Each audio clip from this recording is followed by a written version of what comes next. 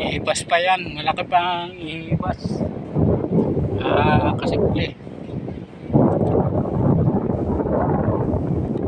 Malaki pang ihibas dito.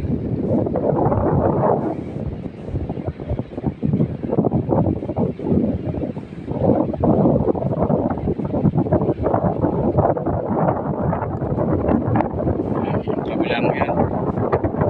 Dagwa, yung kabilang yun. Diyan sa may Bulanyugan yan, tinatawag na Bulanyugan yan, tinatawiran pagka yung mga gustong tumayo pagpipiknit yan napunta.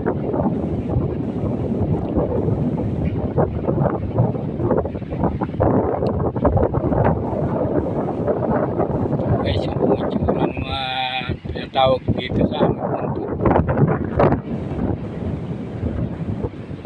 Siya ay una nalabas pagka nakakatiyam ba pagka hibas buwang.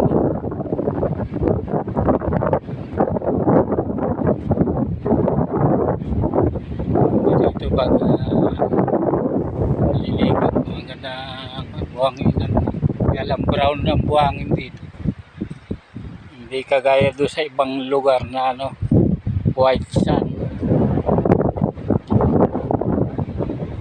Dito naman brown ng buwangin. Yan yung tabing aplaya, tabing lalaw yan.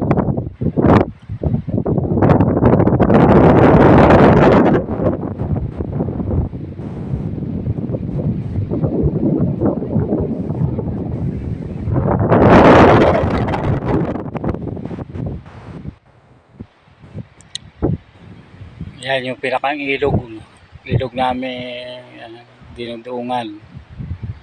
Yan yung bukana. Pag nabaha dito na iipon yung diyan buhangin. Dito na iipon kaya nataas para magiging yung puntot.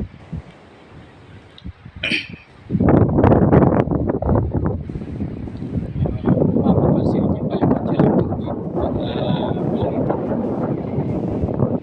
Maliit ang tubig, maliit pang ibas.